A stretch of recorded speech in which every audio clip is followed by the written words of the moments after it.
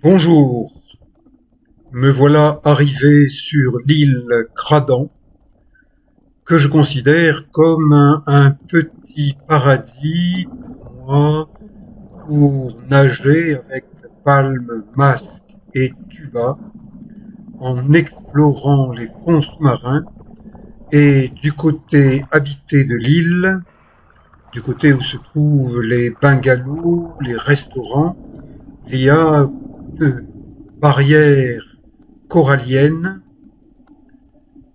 qui s'étend sur plusieurs centaines de mètres en largeur et sur bien 2 kilomètres en longueur.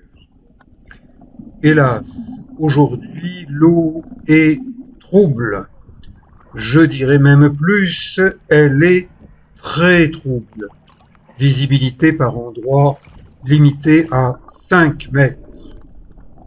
Mais bon, même avec une visibilité limitée, eh bien, je prends mon pied, palmé, en nageant, et j'observe des coraux aux formes tout à fait particulières.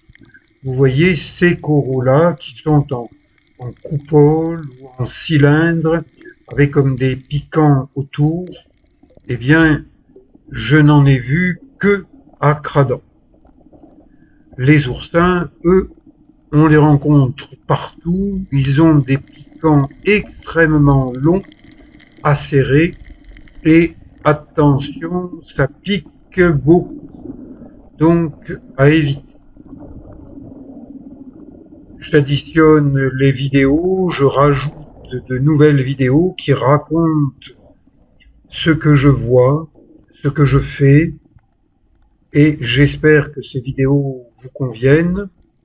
Je tourne en apnée avec palme, masque et tuba. C'est pas si facile, mais ça fait partie du jeu et j'apprécie de nager comme ça librement, sans attache, sans bateau, avec des règles que je me fixe. Aujourd'hui, je commence par nager sur ce récif corallien et j'observe que bien des coraux, ces petites branches, eh bien, sont blanchâtres, sont mourants ou bien sont déjà morts. Les coraux, il y a beaucoup de coraux. Et moi, je me suis offert une cagoule réalisée par le magasin Octopus à Phuket, au niveau du port d'embarquement pour les îles Raya, par exemple. Donc, les coraux sont en mauvais état. C'est dû au réchauffement de l'eau. Il y a un mois, il y a eu un coup de chauffe avec en profondeur une eau à 30-33 degrés. Les coraux n'ont pas du tout aimé. Donc voilà, les humains polluent la planète et la planète tout entière en souffre, y compris les coraux. Pendant qu'il y a encore des coraux et que je suis encore en état de nager, je nage, même si les Thaïlandais disent same same but different, les coraux ressemblent aux coraux, mais c'est différent. C'est pareil, mais c'est différent. Donc, eh bien, je nage, et là, je vous entraîne en image dans une nage d'environ 1 heure, par une température d'eau agréable. Je n'ai pas de combinaison, simplement un lycra en haut et en bas.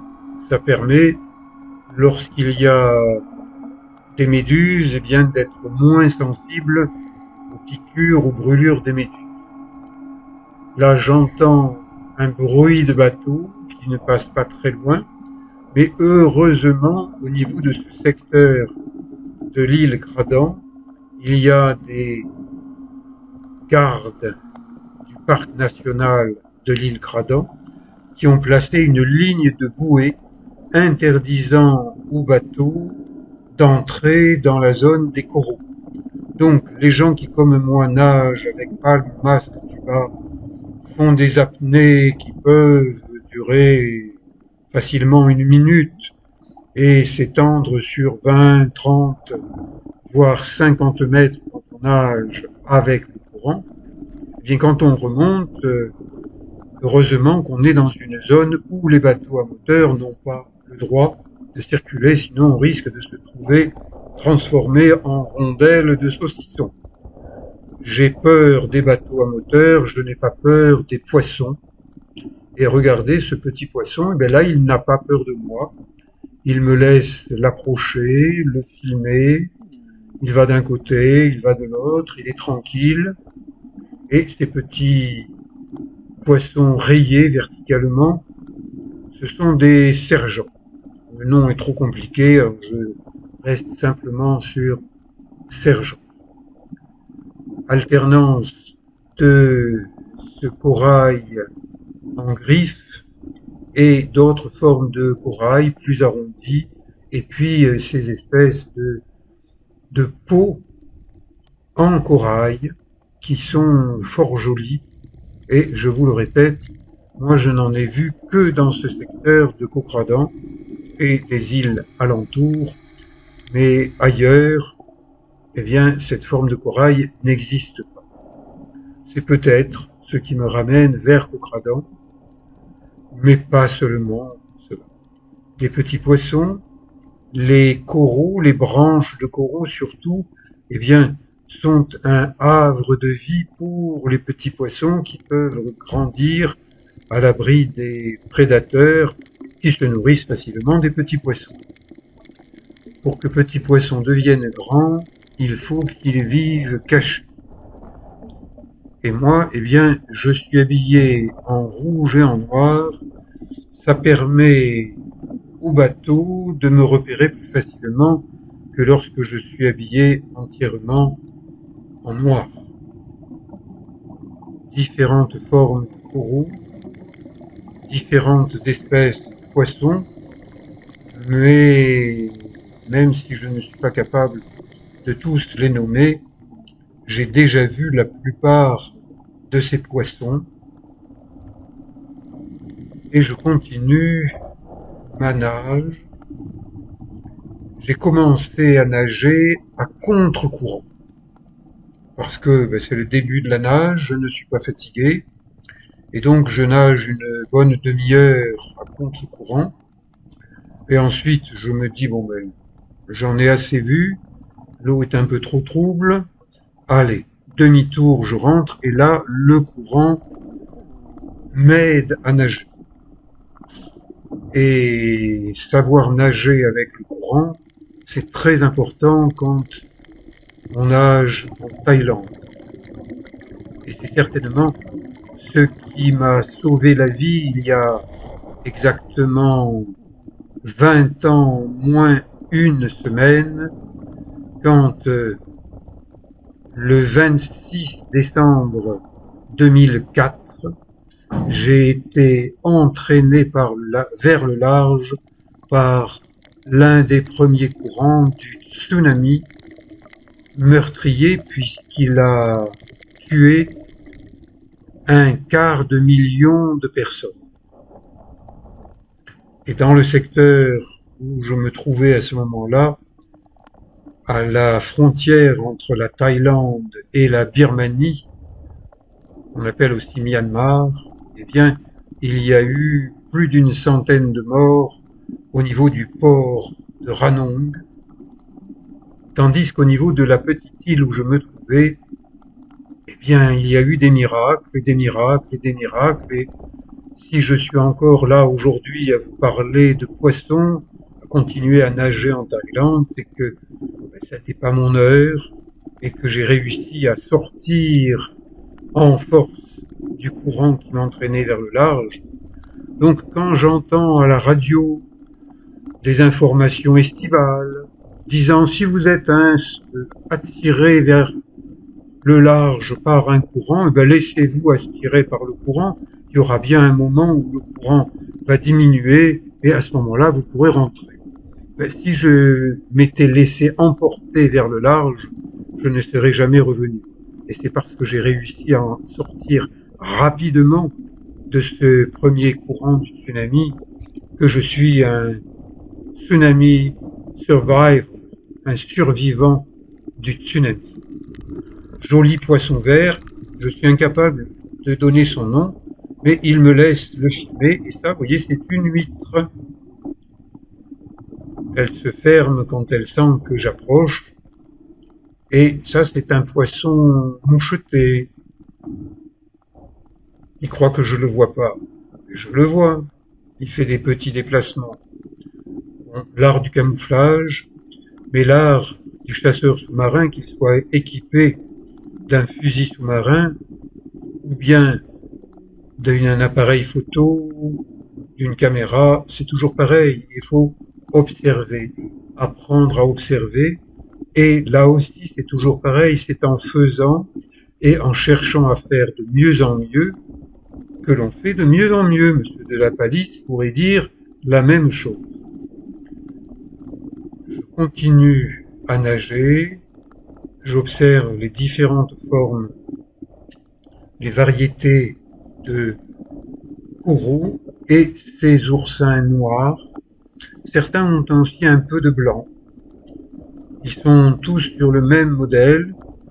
Le corps de l'oursin, c'est un bel oursin provençal, mais les épines, c'est facilement du 10, voire 15 centimètres.